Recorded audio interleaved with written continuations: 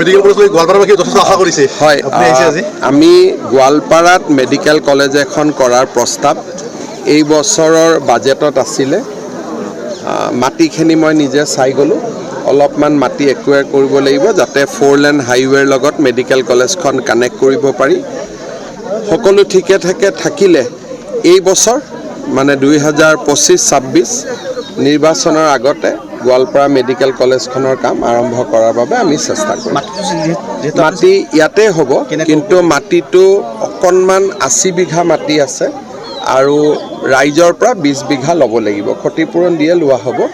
আৰু মেইন ৰাস্তালৈকে এটা ৰোড এটা ওলাব লাগিব গতিকে তাতো অলপ মাটি ল'ব লাগিব 50 মিটাৰমান সেইখিনি হ'লে প্লটটোত বাকী অসুবিধা নাই তাপ শক্তি প্ৰকল্প এটা আপুনি আজি সেইটো কাৰণে এতিয়া যামহে মাটিটো চাব এটা কি আছে নাই মই এবাৰ চেষ্টা কৰিছোঁ কেনেকুৱা সেইটো যদি ইয়াত হয় তেতিয়াহ'লেতো পৰিৱেশটোৱে পলনি হৈ যাব প্ৰায় 20-25 হাজাৰ কোটি টকাৰ ব্যয় হ'ব 25,000-30 হাজাৰ ল'ৰা ছোৱালীৰ কৰ্মসংস্থাপন ওলাব যদি হয় কিন্তু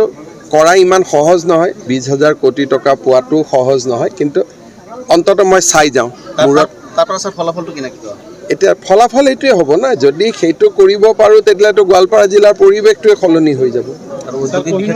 একেবাৰে শেষে হৈ যাব গোটেইখিনি সেইখিনিতো মাটিয়াৰ কাৰণে সেইখিনিতো এপ্ৰুভ হৈ গৈছে আপুনি যাব আজি এবাৰ যাম ছাৰ গোৱালপাৰাৰ বহু ভূমি এতিয়াও বেদখলকাৰীৰ কবলত আছে লাহে লাহে ক্লিয়াৰ কৰি গৈ আছোঁ ক্লিয়াৰ হৈ থাকিব আৰু তেওঁলোককো য'ত ভূমিহীনসকলক আমি মাতিও দিম এনেকুৱা নহয় যে খালি উচ্ছেদে হ'ব যদি কোনোবা সঁচাই ভূমিহীন তেওঁলোকক আমি চায়ো দিম কিন্তু বহুত বেছি ফৰেষ্ট ইয়াত দখলত আছে ইমান ঠিকো নহয় কথাটো স্যাৰ যেহেতু গোৱালপাৰাটো আচলতে দেখিবলৈ পোৱা গৈছে যে ৰাজনৈতিক ক্ষেত্ৰত এটা প্ৰেক্ষাপট আছিলে কেৱল কংগ্ৰেছৰ এটা দখলত আছিলে ইউডিএফৰ দখলত আছে এইবাৰ এতিয়া কেৱল বিজেপি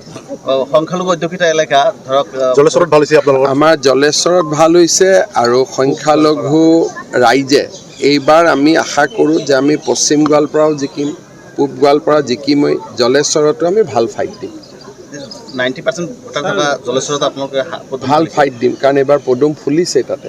আৰু জিলা পৰিষদ এটা জিকাটো সহজ কথা নহয় ছাৰ কালি ভূপেন বৰাই কৈছে আপুনি তেওঁৰ ভাল বন্ধু পুৰণি বন্ধু কিন্তু তেওঁৰ সপোন এটা আছে কিন্তু সপোনটো আপুনিহে ক'ব পাৰে কিন্তু তেওঁৰ সেইটো নাজানো মই এইবিলাকত আৰু হৈ গ'ল মোৰ কাম কৰিব লাগে ক'ত মেডিকেল ক'ত থাৰ্মেল পাৱাৰ মোৰ কাম বহুত গতিকে এইবিলাক চুপতি মাৰি থাকিব মোৰ সময় নাই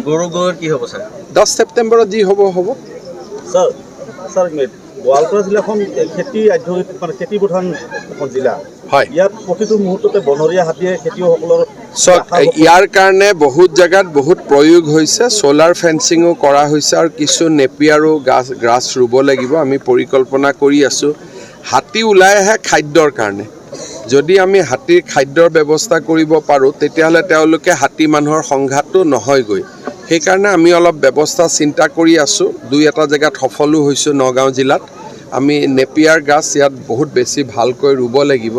হাতীয়ে খাদ্য পাই গ'লে আৰু মানুহক দিগদাৰী নকৰে ছাৰ 26লৈকে প্লেন গোৱালপাৰাত আমাৰ সংগঠনৰ সকলোৱে এটা টীম হিচাপে কাম কৰি আছে আৰু গোৱালপাৰাতে আমাৰ সকলোতকৈ ভাল টীম সকলোৱে মিলি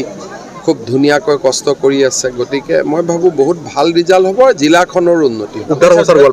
ভালকৈ মই যাম বুলি কোৱা নাই মই কৈছোঁ যে কাৰ্যকৰ্তা ৰাইজে আশীৰ্বাদ দিলে যাব পাৰে কিন্তু ৰাইজে আশীৰ্বাদ নিদিলে আপুনি ক'ৰ পৰা যাব ইংগিতটো এইটোৱে যে আমি মানুহে আমাক ভাল পায় কিন্তু বেয়া পাওঁতেও সময় নালাগিব যদি আমি বেয়া কাম কৰোঁ সেইকাৰণে সাৱধানে থাকিব লাগে সেইটোৱে ইংগিত দিলে ৰাইজে যে সতৰ্ক হৈ থকা সাৱধান হৈ থকা আমি তোমালোকক ভাল পাওঁ কিন্তু বেয়া কাম কৰিলে তোমালোকৰ অৱস্থা কংগ্ৰেছ টাইপ কৰি দিম সেইকাৰণে মই প্ৰত্যেকটো বিজয় অহংকাৰৰ সৈতে নহয় মই বিনম্ৰতাৰে সৈতে লওঁ যাতে আমাৰ পৰা ভুল নহয় যোনে মই ক'লোঁ নে মোৰ কাৰণে খুব ৰিজাল্ট এটাই মানুহৰ মনত অহংকাৰ আনিব নালাগে সেইকাৰণে আজি ৰিজাল্ট হৈছে লগে লগে কামত নামিয়ে দিছোঁ ৰিজাল্টটো বুলি পাগলি থকা নাই আৰু যে যি হ'ল হ'ল আৰু অহাটোলৈকে চিন্তা কৰিব লাগে সেইকাৰণে ৰাতিপুৱা ধুবুৰীত গৈছোঁ গোৱালপাৰাত গৈছোঁ 21 তাৰিখে যোৰহাটত যাম 20 তাৰিখে দেৰগাঁৱত যাম মানে জিৰণি লোৱাৰ কথাটো নাহে সভাপতিটো আমি যিহেতু ৰাজনৈতিকভাৱে ইলেকশ্যন কৰা নাছিলোঁ গতিকে আমি মিলা মিছা কৰি দিয়াৰ চেষ্টা কৰিম কিন্তু আমি বহুত বেছি নোসোমাওঁ আঞ্চলিক আৰু জিলা পৰিষদটো যিহেতু দলৰ মনোনয়ন জিকিছে গতিকে দলে নিৰ্বাচন কৰিব